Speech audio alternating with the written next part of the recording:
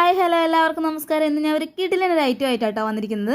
അപ്പോൾ ഞാൻ ഇവിടെ ചെയ്യാൻ പോകുന്നത് നമ്മുടെ കൊഴുവ പീര വറ്റിക്കുന്നതാണ് കേട്ടോ. അപ്പോൾ അത് ചിലയിടങ്ങളിൽ കൊഴുവ എന്ന് പറയും, ചിലയിടങ്ങളിൽ നത്തോലി എന്നൊക്കെ പറയാറുണ്ട് കേട്ടോ. അപ്പോൾ ഞാൻ എന്താണെങ്കിൽ ഇതൊക്കെ ഇവിടെ കൊഴുവ എന്ന് തന്നെയാണ് പറയാറുള്ളത്. അപ്പോൾ ഞാൻ ഇവിടെ കഴുകി കല്ലുപ്പൊക്കെ ഇട്ട് കഴുകിയിട്ട് വെച്ചിരിക്കുന്നതാണ് കേട്ടോ. അപ്പോൾ നമ്മുടെ ഇതിൻ്റെ ബാഡ് സ്മെല്ലൊക്കെ പോവും. അപ്പോൾ അതിനുവേണ്ടി ഞാൻ അങ്ങനെയൊക്കെ കഴുകി ക്ലീൻ ചെയ്ത് വെച്ചിരിക്കുന്നതാണ്.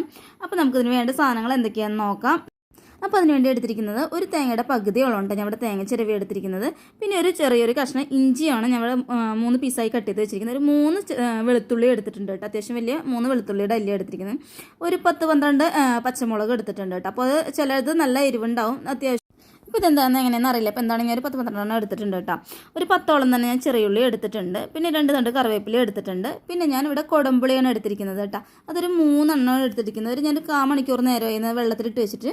അപ്പോൾ അത് ഒരു ആവറേജ് വലിയ വലിപ്പമുള്ളതല്ല, ഒരു മീഡിയം ടൈപ്പിലുള്ളതാണ് കേട്ടോ ഞാൻ ഇവിടെ എടുത്തിരിക്കുന്നത്. അപ്പോൾ അങ്ങനെ ഈ ടൈപ്പിലുള്ള ഒരു 3 എടുത്തിരിക്കുന്നത്. ഒരുപാടായി വരാൻ ചിലപ്പോൾ പുളി കൂടിയാലെന്ന് വെച്ചിട്ടാണ് കേട്ടോ. അപ്പോൾ നമുക്ക് എന്താണെങ്കിൽ ആദ്യം തന്നെ ഇതിന് വേണ്ട അരപ്പ് തയ്യാറാക്കിയെടുക്കാം.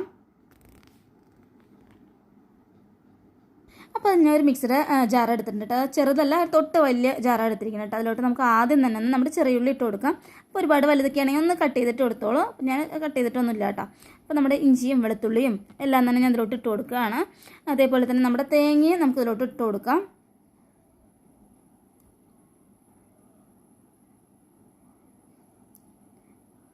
അത്യാവശ്യം വലിയൊരു മുടിയായിരുന്നു കേട്ടോ. അപ്പോൾ കുറച്ച് കൂടുതൽ ക്വാണ്ടിറ്റി ഉണ്ട് നമുക്ക് തേങ്ങ.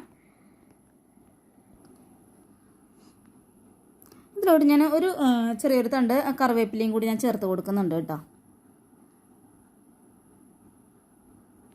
പിന്നെ ഇതിലോട്ട് 1/2 ടീസ്പൂണും കുറച്ച് കൂടുതൽ ഞാൻ മഞ്ഞൾപ്പൊടി ചേർത്ത് കൊടുക്കുന്നുണ്ട്. അതും കൂടി നമുക്ക് ചേർത്ത് കൊടുക്കാം.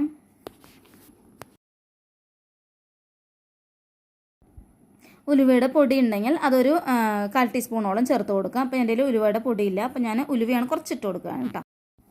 ഇനി ഇതിലോട്ട് നമ്മൾ വെള്ളമൊന്നും ചേർക്കുന്നില്ല, ഒന്ന് കറക്കി എടുക്കാൻ കേട്ടോ ചെയ്യുന്നത്.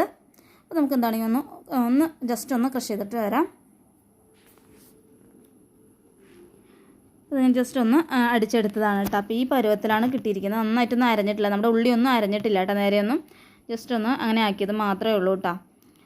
അപ്പം ഇനി ഇതിൽ ഞാൻ ഉണ്ടാക്കാൻ പോകുന്നത് നമ്മളൊരു മൺചട്ടിയിലാണ് കേട്ടോ. അപ്പോൾ നമ്മുടെ ട്രഡീഷണൽ ആയിട്ടുള്ള ഐറ്റമാണ് നമ്മുടെ പീര വറ്റിക്കുക എന്നൊക്കെ പറയുന്നത്. മത്തിയൊക്കെ നമുക്ക് ഈ രീതിയിലേക്ക് ചെയ്യാവുന്നേ ഉള്ളൂ കേട്ടോ. അപ്പോൾ ഞാൻ നമ്മുടെ മൺചട്ടിയിലോട്ടാണ് നമ്മുടെ ഈ തേങ്ങ ആദ്യം തന്നെ മാറ്റി കൊടുക്കുകയാണ്.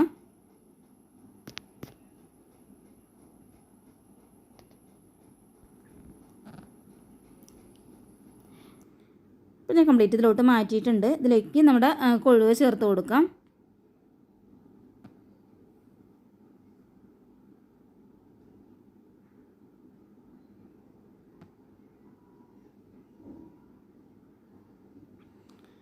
ഇപ്പോൾ നമ്മുടെ കൊഴുവ അത് കംപ്ലീറ്റോട് ചേർത്തിട്ടുണ്ട്. ഇതിലോട്ട് ഞാൻ 2 തണ്ട് കറിവേപ്പിലയും കൂടി ഞാൻ ചേർത്ത് കൊടുക്കുന്നുണ്ട് കേട്ടോ.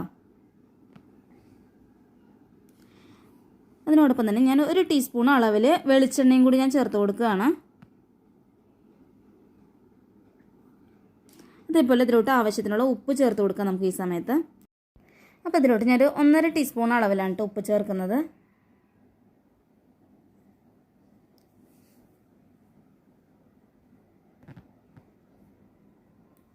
അതും കൂടി ഞാൻ ചേർത്തിട്ടുണ്ട്. പിന്നെ നമ്മുടെ കുടംപുളി വെള്ളത്തിലിട്ട് വെച്ചത് അതും കൂടി നമുക്ക് ഇതിലോട്ട് ചേർത്ത് കൊടുക്കാം. അതിലേക്ക് ഞാൻ 1/2 ഗ്ലാസ്സോളം കേട്ടോ വെള്ളം ഒഴിച്ച് വെച്ചിരിക്കുന്നത്, കൂടുതലൊന്നുമില്ല. അതും കൂടിയിട്ടാണ് ഞാൻ അതിലോട്ട് ചേർക്കുന്നത്. എന്നിട്ട് ഞാൻ കൈ വെച്ചിട്ടാണ് കേട്ടോ ഒന്ന് തിരുമ്മി എടുക്കുന്നത്.